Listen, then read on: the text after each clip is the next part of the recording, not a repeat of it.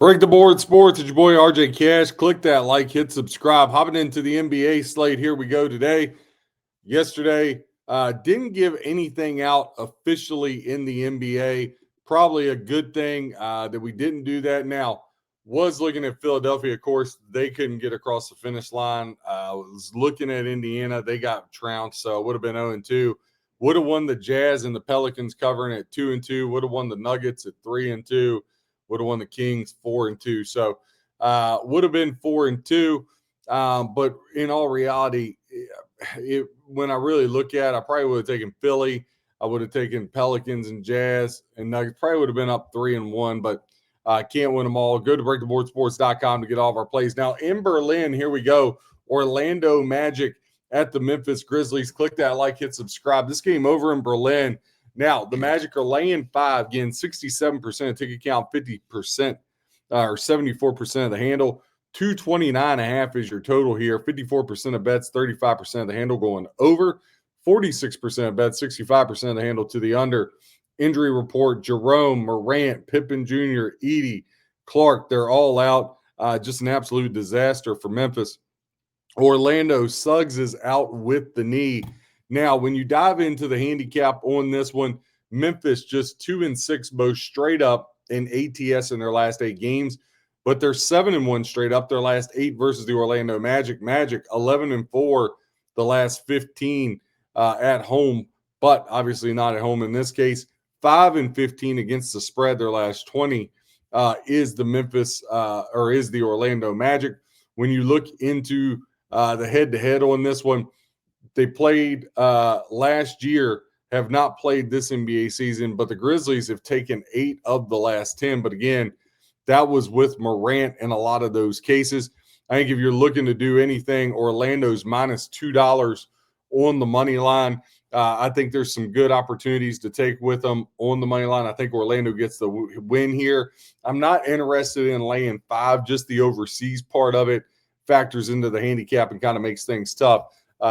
So I will stay away from that one. Phoenix Suns at the Detroit Pistons. Now the Pistons are laying 6.5.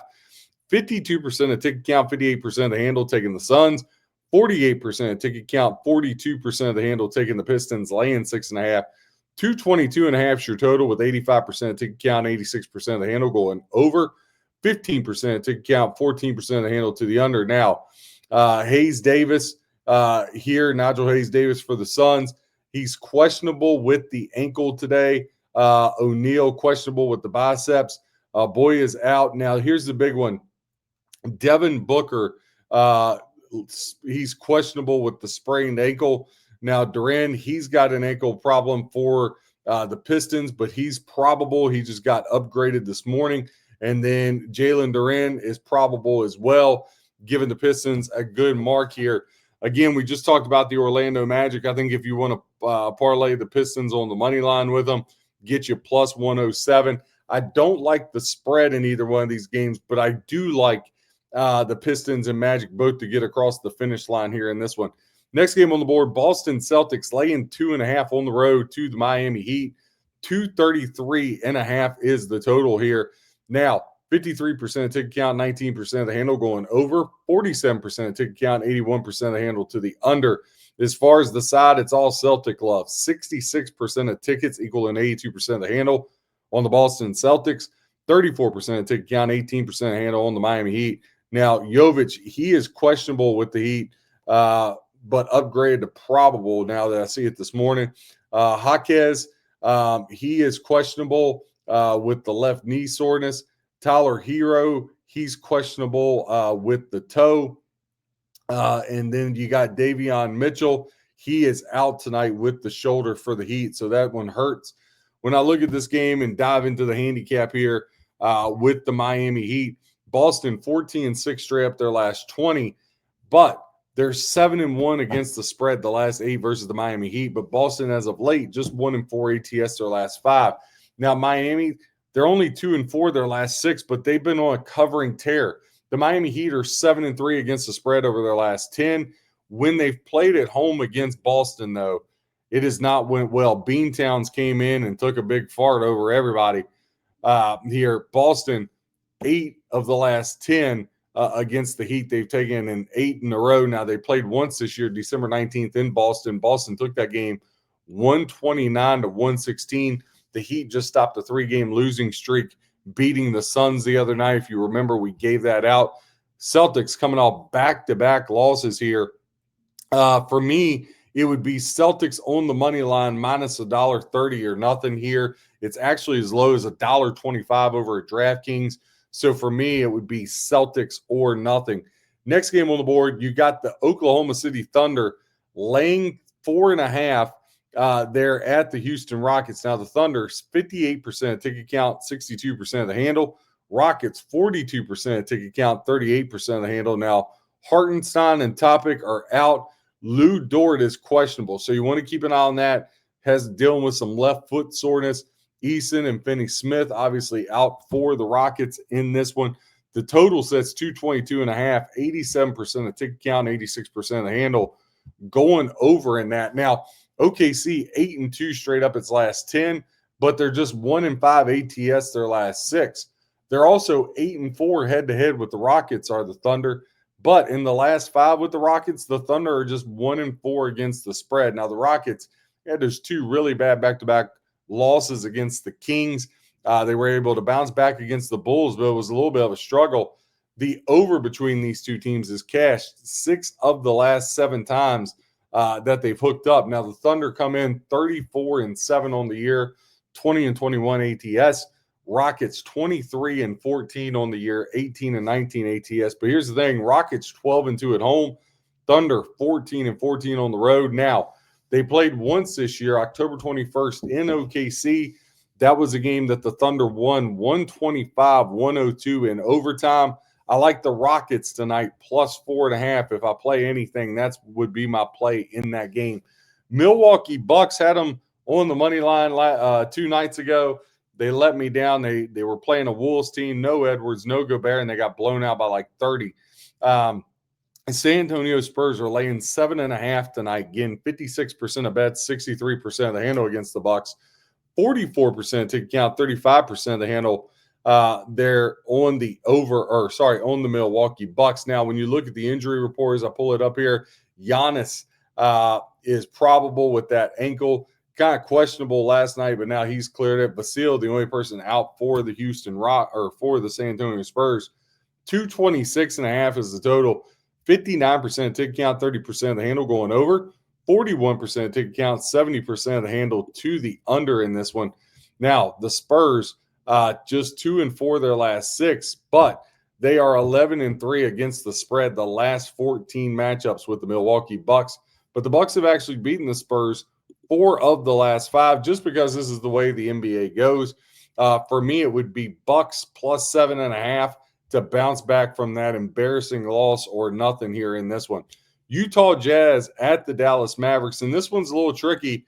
Kind of depends on where you shop. Some places it has the Jazz -1. Some places it has Dallas -1, but for argument's sake, we'll take Dallas -1, and they're getting 54% of bets, 77% of the handle, as where the Jazz gain 46% of bets, 23% of the handle.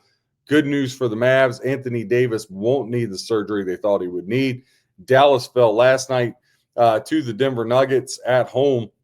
Utah was in Chicago. They were catching 4.5, lost that game by 2. Now, Markkanen's out, Love is out, Harkless is out, Niang is out. Problems, though, for the Mavs. Obviously, Christie and Davis are out. But Gafford here, as I looked out, he was ruled out last night. So we'll see what happens there. And then Flagg got hurt last night against the Nuggets, kind of up in the air about what's going to happen with him. For me, if you have no Flagg, no Anthony Davis, I can't get there. I don't care if PJ Washington plays or not. For me, I think this is going to be a great game for in-game betting. I really, really do. But it would be the Utah Jazz plus the 1 or nothing here for me. New York Knicks got embarrassed against the Kings last night. Now they're going to Golden State, and Golden State is laying 7.5. 227.5 is the total. 72% ticket count, 38% of the handle is going to the over. 28% ticket count, 62% of the handle is going to the under. Now, as far as the side, 69% of bets equaling 51% of the handle. is taking the Knicks plus the 7.5, 31% of ticket count, 49% of the handle is taking the Golden State Warriors. So Jalen Brunson, he really hurt that ankle last night. He's pretty doubtful to go tonight. Without him, that really puts a lot on the New York Knicks. Now, not saying they can't score and find different ways to score the basketball. Obviously, you still got Cat, but the Knicks just have not been playing well. They start off on fire. They're just 1-4 their last 5 on the road and 2-6 their last 8 overall. They're also just 3-12 ATS their last 15. That's not very good. Now, on the flip side, the Warriors have won 9 of their last 13 games, and they're 4-1 their last 5 at home. But here's the biggest one. The Warriors have beaten the Knicks 15 of the last 20 matchups that these two teams have played. Again, if you don't like the Pistons because Suns are playing well, you could do Magic Warriors 2-team money line parlay plus 104. You could do Warriors Pistons minus 108. So a couple different things you could do there. But I like the Warriors to win. I can't lay 7.5 though. I would actually lean Knicks here, even though they're on the back-to-back. It would be Knicks or nothing here as far as that par, as far as the spread goes. But I do like the Warriors here, whether you money line parlay them with the Pistons or with the Magic. Either one of those I could really get home with there in that one. Last game going to touch on again. Click that like, hit subscribe. Go to breaktheboardsports.com. $32.99. All the plays for less than $1.10 a day the first month. If we're not up at least 5 units, you get the following 2 months through March Madness. Every play, every sport for free. You don't want to miss it. I absolutely love the NFL playoffs this week and the CFP. Now, here we go. Charlotte Hornets at the LA Lakers. The Lakers are laying 4.5. 231.5 is the total. 74% of ticket count, 67% of the handle going over. 26% of ticket count, 33% of the handle here going to the under. Now, as far as the spread, 53% of bets are on the Lakers, but it's only equal in 15% of the handle, as to where 47% of bets are on the Hornets, catching 85% of the handle here in this one. Charlotte, 9-3 ATS their last 12, despite just being 3-6 straight up their last 9. The Lakers, they've dominated the Hornets from an ATS perspective, 10-3-1.